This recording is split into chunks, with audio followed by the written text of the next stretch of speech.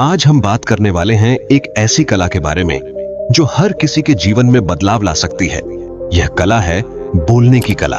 क्या आपने कभी सोचा है कि कुछ लोगों की बातें सुनकर हम उनके मुरीद हो जाते हैं, जबकि कुछ लोगों की बातें हमें बोर कर देती हैं? क्या आपने कभी महसूस किया है कि कुछ लोगों के शब्दों में एक जादू होता है जो हमें उनकी ओर आकर्षित करता है? अगर हाँ, तो आज हम इसी जादू के रहस्य को समझेंगे और जानेंगे कि कैसे आप भी एक प्रभावशाली वक्ता बन सकते हैं। बोलने की कला सिर्फ शब्दों का खेल नहीं है, यह एक ऐसी शक्ति है जो आपके व्यक्तित्व को निखारती है और आपको दूसरों से अलग बनाती है। चाहे आप स्टूडेंट हो, प्रोफेशनल हो या कोई बिजनेस करते हो, अच्छी कम्युनिकेशन स्किल्स आपकी सफलता की कुंजी है।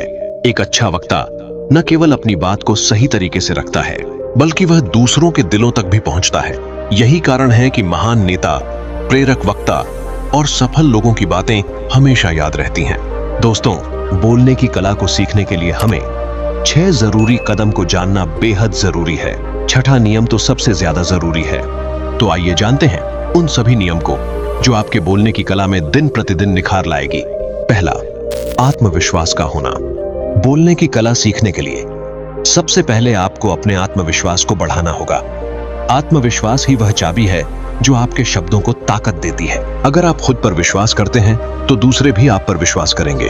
आत्मविश्वास बढ़ाने के लिए आप छोटे छोटे समूहों में बोलने का अभ्यास कर सकते हैं, खुद को मिरर के सामने प्रैक्टिस कर सकते हैं या फिर अपने दोस्तों और परिवार के सामने अपनी बात रख सकते हैं।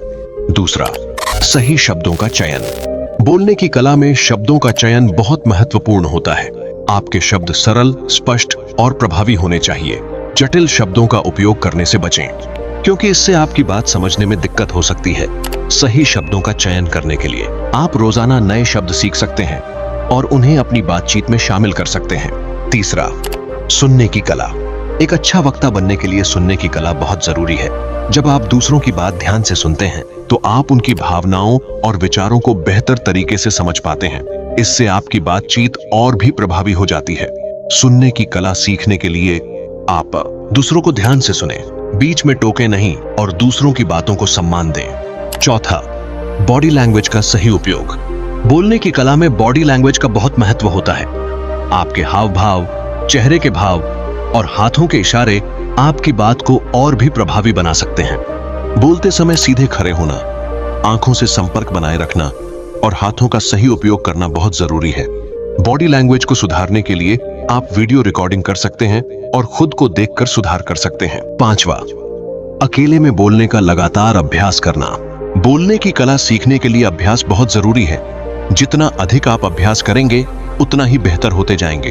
आप रोजाना कुछ समय निकालकर अपने बोलने की क्षमता में सुधार करते रहें। आप पब्लिक स्पीकिंग क्लासेस ज्वाइन कर सकते हैं, यूट्यूब पर वीडियो देख सकते हैं या फिर किताबें पढ़ सकते हैं। छठा, सकारात्मक सोच। बोलने की कला में सकारात्मक सोच का बहुत महत्व होता है। अगर आप सकारात्मक सोच के साथ बोलते हैं तो आपकी बातों में एक अलग ही ऊर्जा होती है। सकारात्मक सोच आपके आत्मविश्वास को बढ़ाती है और आपको एक प्रभावशाली वक्ता बनाती है। सकारात्मक सोच विकसित करने के लिए रोजाना पॉजिटिव विचारों को पढ़ सकते हैं और उन्हें अपने जीवन में उतार सकते हैं। बोलने की कला सीखने के कई फायदे हैं। यह न केवल आपके व्यक्तित्व को निखारती है, बल्कि आपके करियर और सामाजिक संबंधों को भी मजबूत बनाती है। एक अच्छा वक्ता बनकर आप लोगों को प्रभावित कर सकते हैं, उन्हें अपनी बात मनवा सकते हैं और उन्हें प्रेरित कर सकते हैं।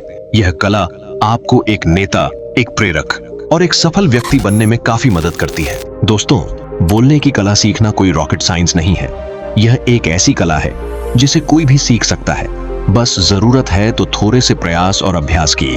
अगर आप भी एक प्रभावशाली वक्ता बनना चाहते हैं तो आज से ही इस कला को सीखना शुरू कर दें। याद रखें, शब्दों में वह ताकत होती है जो पहाड़ों को हिला सकती है। तो क्यों ना इस ताकत को अपने हाथों में लें और दुनिया को अपने शब्दों से प्रभावित करें। दोस्तों, अगर आपको यह वीडियो पसंद आई हो तो इसे लाइक करें, शेयर करें और हमारे चैनल शराफत इंस्पिरेशन को सब्सक्राइब करें। हम आपके लिए ऐसे ही प्रेरणादायक और ज्ञानवर्धक वीडियो लाते रहेंगे। जय हिंद।